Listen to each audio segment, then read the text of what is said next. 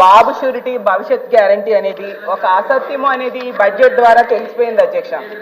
ఎందుకంటే బాబు షూరిటీ బాండ్కి లేదు వారంటీ అనేది ప్రజలకి క్లియర్గా అర్థమైపోయింది అధ్యక్ష. ఎందుకంటే వీళ్ళు ఎన్నికల సమయంలో ఇంటింటికి గ్యారంటీ బాండ్స్ ఇచ్చారు అధ్యక్ష. అలాగే ఊరూరా మేనిఫెస్టో పంచారు అధ్యక్ష. అసలు వాటికి ఈ బడ్జెట్కి ఏమైనా సంబంధం ఉందా అని అడుగుతున్నాను అధ్యక్ష. అలాగే ఈ బడ్జెట్ ప్రవేశపెట్టిన తర్వాత ఏ వర్గానికి ఏం జరిగిందో కూడా ఒకసారి మాట్లాడుకుందాం అధ్యక్ష. ఏం చేశారు, ఎవరికి ఏం చేశారు, ఏం చేయలేదు అనేది. అయితే 2.5 కోట్ల మంది మహిళలు నమ్మి ఓట్లు వేశారు అధ్యక్ష. వాళ్ళనైతే మోసం చేయడం అనేది నిజం అధ్యక్ష. బడ్జెట్ ద్వారా తెలిసింది. 1,80,00,000 మంది ఆడబిడ్డలు ఆడబిడ్డ నిధి లేక దగా పడ్డారు అధ్యక్ష. తల్లికి వందనం లబ్ధిదారులకి వంచన చేయడం జరిగింది అధ్యక్ష. అలాగే ఉచిత బస్సును ఆశ చూపి ఉసూరు మనిపించారు అధ్యక్ష. అలాగే 50 ఏళ్ళు పైబడ్డ మహిళల నమ్మకాన్ని వమ్ము చేశారు అధ్యక్ష. అన్నదాతలకు వెన్నుపోటు పొడిచారు. అలాగే యువతకు నమ్మక ద్రోహం చేశారు అధ్యక్ష. నిరుద్యోగ వృత్తిని భ్రాంతిగా మార్చారు అధ్యక్ష. అలాగే దీపం పథకాన్ని కోతలతో కొండెక్కించారు అధ్యక్ష. ఉద్యోగులకేమో విస్మరించారు. అధ్యక్ష, చెప్పాల్సిన పాయింట్ ఏంటంటే చెప్పండి, కానీ వెన్నుపోటు లాంటి పదాలు వాడటం కరెక్ట్ కాదు అధ్యక్ష. అసెంబ్లీ హౌస్ లో ఇవన్నీ మాడటం కరెక్ట్ కాదు. ఇష్యూ చెప్పండి, మళ్ళీ రిప్లై మేము ఇస్తాం. నో ఇష్యూ అధ్యక్ష. దయచేసి మా నుంచి రిక్వెస్ట్. ఓకే, వీటన్నిటికంటే ప్రమాదకరమైనది ఏంటంటే మహిళల మాన ప్రాణాలను పణంగా పెట్టి మద్యాన్ని ఏరులై పారించేలా, మహిళలపై అఘాయిత్యాలు పెంచేలాగా మహిళల మీద అఘాయిత్యాలు పెంచేలా ఈ బడ్జెట్ ఉండడం నిజంగా చాలా దురదృష్టకరం అధ్యక్ష. దాని గురించి మనం తర్వాత మాట్లాడుకుందాం అధ్యక్ష. అయితే ఈ బడ్జెట్ ప్రవేశపెట్టాక దీని గురించి చదువుదామని చెప్పి పేపర్స్ కూడా తిరగేయడం జరిగింది అధ్యక్ష. అయితే కొన్ని పత్రికల్లో వార్తలు చూశాను అధ్యక్ష. కొన్నింట్లో ఇది బాహుబలి బడ్జెట్ అని, కొన్నింట్లో ఏమో పండంటి ప్రగతికి 10 సూత్రాల బడ్జెట్ అని ఇలా రాయడం జరిగింది. నిజమేనేమో అనుకున్నాను అధ్యక్ష. అనుకొని తీరా లోపల చూసేసరికి ఇదేమో బాహుబలి బడ్జెట్ కాదు అధ్యక్ష, కట్టప్ప బడ్జెట్ అధ్యక్ష. ఎందుకంటే ఆ రోజు నమ్మిన బాహుబలిని ఏ విధంగా కట్టప్ప అయితే వెన్నుపోటు పొడిచాడో, నమ్మి ఓట్లేసిన ప్రజలకు మాత్రం ఈ ప్రభుత్వం బడ్జెట్ లో వెన్నుపోటు అయితే పొడిచింది అధ్యక్ష. అలాగే పండంటి ప్రగతికి 10 సూత్రాల బడ్జెట్. సినిమా కథలు చెప్పుకోవాలనుకుంటే ఇది కాదు కదా అధ్యక్ష. కౌన్సిల్ పెద్దల సభలో కూడా ఈ రకంగా మాట్లాడడం ఏంటి అధ్యక్ష? ఎలాగండి? అసెంబ్లీలో రూల్ కాదు అధ్యక్ష, ఇది పెద్దల సభ అధ్యక్ష. అధ్యక్ష, ఇప్పుడు వాళ్ళు ఎవరో తప్పు చేశారు, లేకపోతే ఏదైనా మనం తప్పు చేయక్కర్లా, మనం కరెక్ట్గా అధ్యక్ష. ఇది పెద్దల సభ అధ్యక్ష. పెద్దల సభ గౌరవంగా మాట్లాడుకోవాలి. ఇప్పుడు వాళ్ళు చూసుకుంటారు, అక్కడ స్పీకర్ గారు చూసుకుంటారు, వాళ్ళు చూసుకుంటారు.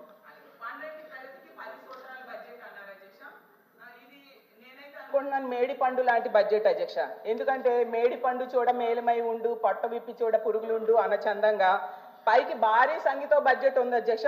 కేటాయింపులు చూస్తే మాత్రం అంత అన్యాయం అయితే కనిపిస్తూ ఉంది అధ్యక్ష.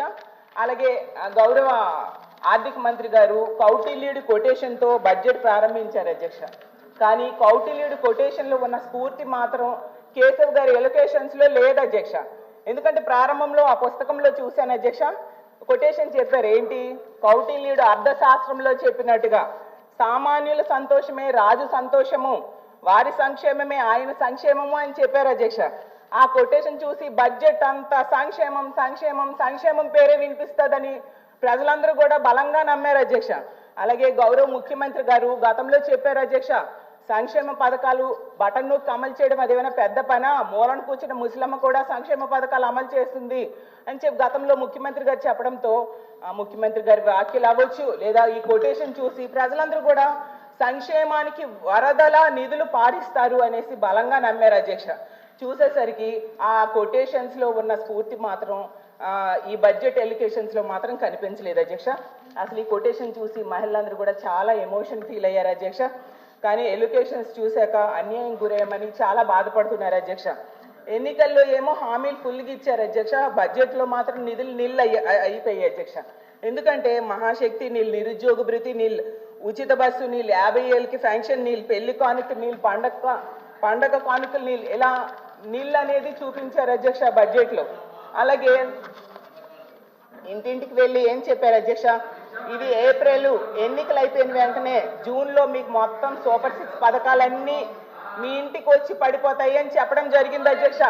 కొందరైతే ఎక్కడికి వెళ్ళినా నీకు 15,000, నీకు 15,000, నీకు 15,000, నీకు 18,000, నీకు 18,000, నీకు 36,000, నీకు 36,000, నీకు 48,000 అని ఓదర కొట్టేశారు అధ్యక్ష. యాడ్స్ లో అయితే అధ్యక్ష వచ్చేది బాబే ఇచ్చేది బాబే, వచ్చేది బాబే ఇచ్చేది బాబే, వచ్చేది బాబే ఇచ్చేది బాబే అని ప్రచారం చేశారు అధ్యక్ష. బాబు గారు వచ్చారు అధ్యక్ష, 9 నెలలు అయింది అధ్యక్ష. ఏమి ఇచ్చారు అధ్యక్ష?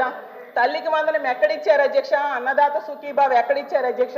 నిరుద్యోగ భృతి ఎక్కడిచ్చారు అధ్యక్ష? ఆడబిడ్డల నిధి ఎక్కడిచ్చారు అధ్యక్ష? ఉచిత బస్సు ప్రయాణం ఎక్కడిచ్చారు అధ్యక్ష? జాబ్ క్యాలెండర్ ఎక్కడిచ్చారు అధ్యక్ష?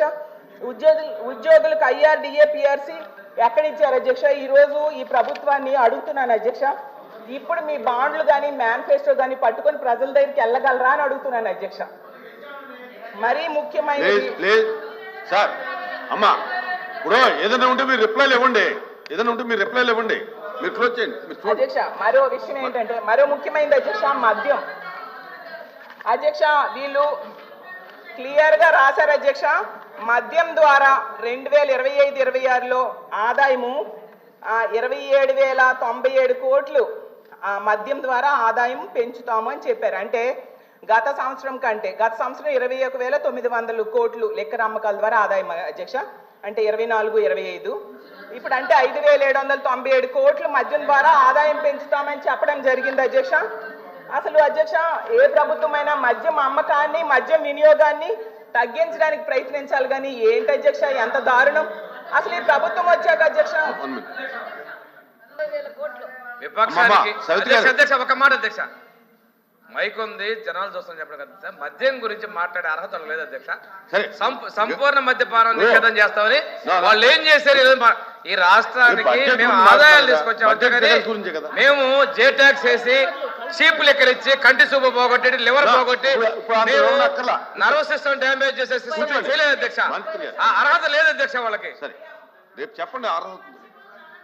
మాట్లాడాలంటే చాలా మాట్లాడవచ్చు. సంపూర్ణ మద్యపాన నిషేధం పెద్దలు ఎన్టీ రామారావు గారు తెచ్చారు, దాన్ని ఎవరు ఎత్తేసారు ప్రజలందరికీ తెలుసు అధ్యక్ష. అటన్నిటికీ తర్వాత మాట్లాడుకుందాం అధ్యక్ష. ఇలాగే మాట్లాడుకుంటూ వెళ్ళాలి, మాటలు తోటాలు పేల్చుకోవాలని మేము కూడా రెడీగానే ఉన్నాం అధ్యక్ష. గౌరవ మంత్రి గారు చెప్పారేంటి లాస్ట్ టైం మీరు కంపారిజన్ చెప్తున్నారు ఆదాయం గురించి ఈ ఆదాయం గురించి. అమ్మా 5 నిమిషాలు వినమ్మా, నువ్వు చెప్పిన దానికి సమాధానం చెప్తున్నా. దానికి సంబంధించి మంత్రి గారు ఏం చెప్పారు అధ్యక్ష? సంపూర్ణ మద్యపాన నిషేధం మీరు చేస్తారని మాట ఇచ్చున్నారు అప్పుడు ఎన్నికల్లో, దాన్ని కూడా చేయకుండా కల్తీ మద్యాన్ని ఇచ్చారు, దానివల్ల చాలా జనాలు ప్రాణాలు పోయినాయి అని క్లియర్ గా చెప్తే ఎన్టీ రామారావు గారు తీసుకొచ్చారు. అఫ్ కోర్స్ నిజంగానే హ్యాపీ ఎన్టీ రామారావు గారు పేరు ఈ సభలో తీసుకొచ్చినందుకు ధన్యవాదాలు. కానీ ఇలాంటి ఇదే కాంట్రవర్సీ మేము వెళ్తాం అధ్యక్ష ప్రతిసారిను. ఆడపిల్లల మీద అఘాయిత్యాలు బాగా పెరిగిపోతూ ఉన్నాయి అధ్యక్ష. మరి ఇలాంటి నిర్ణయం ఎందుకు తీసుకున్నారు అధ్యక్ష? నిజంగా వాళ్ళకి చిత్తశుద్ధి ఉంటే ఈ మద్యం అమ్మకాల మీద వచ్చే ఆదాయం 27,000 కోట్లు 17,000 కోట్లకో 15,000 కోట్లకో తగ్గించమనండి అధ్యక్ష. అలాగే పథకాల కోసం తీసుకుంటే సూపర్ 6 హామీలను ఇచ్చారు అధ్యక్ష ఎన్నికల టైంలో, వాటికి కావాల్సింది 79,867 కోట్ల